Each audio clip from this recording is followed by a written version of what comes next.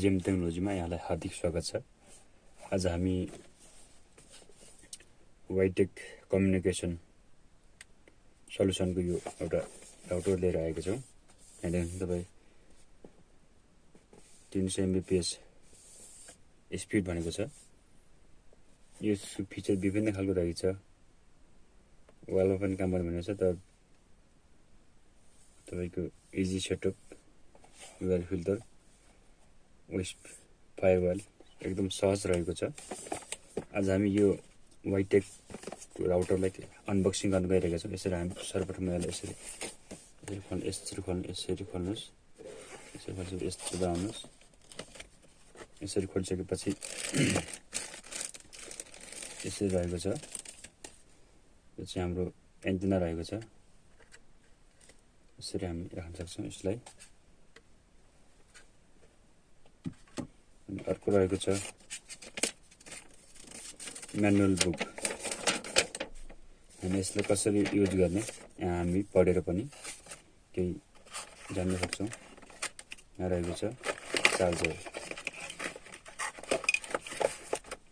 तपाईको चार्जर खराब छ भने कति भोल्टेज छ तपाई यो आउटपुट 5 भोल्ट 1000 एमएच को रहेको छ। यसलाई हामी सर्वप्रथम यहाँ लाइन जोड्नु पर्ने हुन्छ। हामी लाइन जोड्छौं पहिले। यसरी लाइन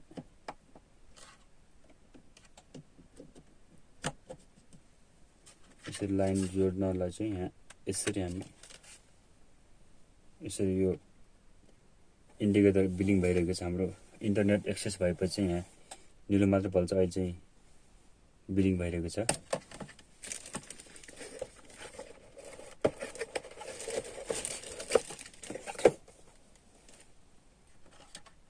अब यसले चाहिँ हामी सेटअप कसरी गर्छौं त्यो चाहिँ म तपाईलाई स्क्रिनमा लान चाहन्छु।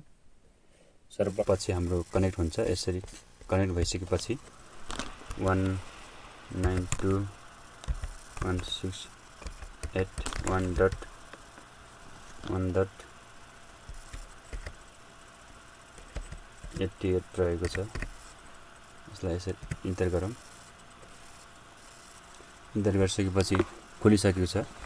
यसको चाहिँ डिफल्ट पासवर्ड तपाईले बिर्सिनु भयो, रिसेट हान्दाखेरि तपाईले ख्याल गर्नु भएन भने चाहिँ डिफल्ट चाहिँ युजर नेम र पासवर्ड एडमिन नै हुने गर्छ। यसरी तपाई हेर्न सक्नुहुन्छ र तपाईको यहाँनेर आईपी एड्रेस यो हान्नुपर्छ तपाईको मोबाइलमा, ब्राउजरमा या ल्यापटपमा। यो चाहिँ 192.168.1.88 चाहिँ हामी यहाँ इन्टर गर्नुपर्ने हुन्छ। यो इन्टर गरिसकेपछि हाम्रो एडमिन र पासवर्ड सबै हान्नुपर्ने हुन्छ। यसरी म तपाईलाई यसलाई सेटअप गरेर देखाउन चाहन्छु। यसरी इन्टर गर्छु म। यसरी इन्टर गरिसकेपछि तपाईको सजिलो सेटिङलाई यहाँ माथि हेर्न सक्नुहुन्छ। यो लगआउटको छेउमा यसरी यसलाई क्लिक गरौँ। यसलाई क्लिक गरिसकेपछि हामी यसलाई रिभितर पनि गर्न सक्छौं र यसलाई सबै सेटिङ हामी गर्न सक्छौं। यसको कन्टिन्यू गरौँ। कन्टिन्यू चाहिँ यो रिपिटरको रहेको छ। यसरी नेक्स्ट गरौँ। यसरी हाम्रो रिपिटरको पासवर्ड चाहिँ हामी यसरी राख्न चाहन्छौं र फेरि नेक्स्ट गरौँ। र यो चाहिँ हामी यसको एसएसआईडी के राख्ने, यो चाहिँ 888 रहेको छ। यसरी फेरि नेक्स्ट गर्छौं। यसलाई फिनिश गरिदिन्छौं। यो सेटअप भइसकेको छ र यसको चाहिँ हामी सेटअप यसको यो आईपी र यो सबनेट पनि हामी चेन्ज गर्न सक्छौं। रिपिटरमा पनि हामी यसरी बनाउन सक्छौं।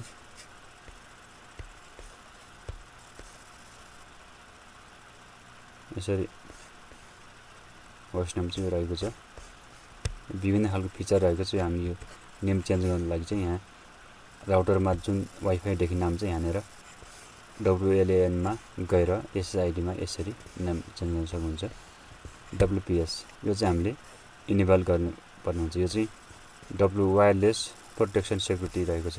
यसलाई चाहिँ हामी सबै इनेबल गरेर अप्लाई गर्नुपर्ने हुन्छ। र पिन चाहिँ तपाईको यहाँ रहेको छ पिन पनि भएको छ र लगइन सेटिङ पनि यसरी हामी एडमिन यसलाई पनि हामी चेन्ज गर्न सक्छौँ। कसैले तपाईँको इन्टरनेटभित्र एक्सेस पाए जस्तो लाग्छ भने तपाईँ यसरी यहाँ चेन्ज गर्न सक्नुहुन्छ र फ्लो क्लाइन्ट यहाँ चाहिँ तपाईँको क्लाइन्टको बारेमा पनि हेर्न सक्नुहुन्छ, कहाँनिर कनेक्ट छ त्यो पनि हेर्न सक्नुहुन्छ र यसरी एडभान्स सेटमा गएर यसरी सेटिङ रहेको छ। सबै सेटिङहरू रहेको छ, तपाईँ यसलाई आफ्नो आवश्यकता अनुसार सेटिङ गर्न सक्नुहुन्छ। यो चाहिँ हाम्रो कनेक्ट भएको छ, लिङ्क डाउन छ, यसलाई हामी कनेक्ट गर्न सक्छौँ। यो चाहिँ हामी अनबक्सिङ र यसलाई कसरी सेटअप गर्ने र यसको बारेमा केही जानकारी दियौँ। तपाईँलाई अन्य यस्तै भिडियोहरू त्यो खालको फाइदा हुन्छ त्यो चाहिँ कमेन्टमा लेख्नुहोला। धन्यवाद।